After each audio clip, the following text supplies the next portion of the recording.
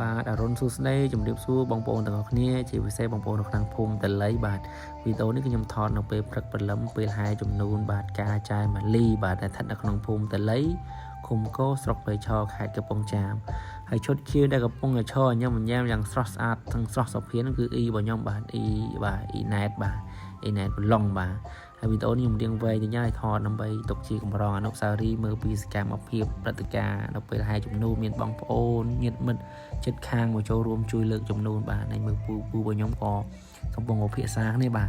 និយាយមិនទាន់ដល់ប្រហែលមកឥឡូវបាទថាខាងចំនួនក៏ចាប់ផ្ដើមហែមកហើយអញ្ចឹងខ្ញុំមិនមានអីនិយាយទេគឺចូលរួមទស្សនាវីដេអូទាំងអស់គ្នាទៅបាទមើលព្រឹត្តិការណ៍ឃើញអ្នកណាខ្លះបងប្អូនណាខ្លះហើយស្រស់ស្អាតយ៉ាងណាបាទតាំងពេលព្រឹកព្រលឹមនេះបាទ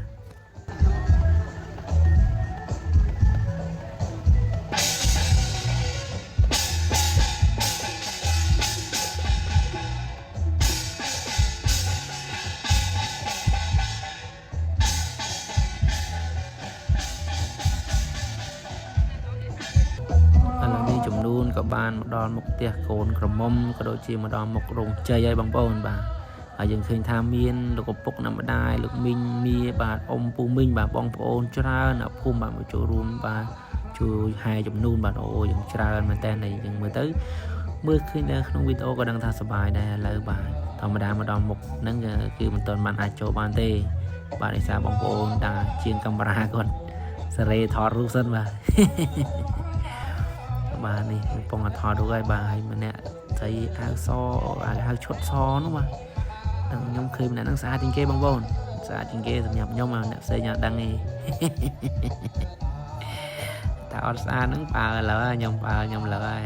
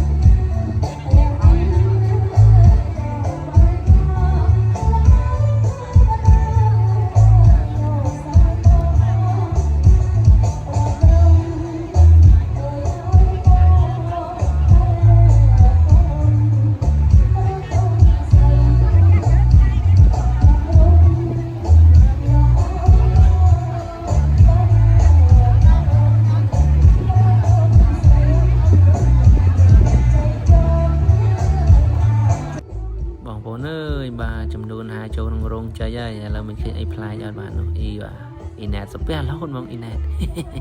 សិតអ៊ីណែតដល់សុភ័ក្រយូរម៉ែអ៊ីណែតថាមកកាមេរ៉ាសុភ័ក្រកាមេរ៉ាតើឥឡូវយើងមកដល់ចុងភៅថតចុងភៅតាយើងយកចិត្តចុងភៅបាទទីដល់ម៉ោងហើយដល់ម៉ោងហូបចុកហើយបាទបាទនោះលោកពូបាទលោកពូច្រៀងរស់គាត់បងគាត់ច្រៀងរស់តែពេលគាត់ច្រៀងខ្ញុំបានថតបងប្អូនបាទស្ដាយដែរពេលហ្នឹងទៅសម្រាប់ចាក់ចម្រៀងបាទឥឡូវយើងបាទនេះ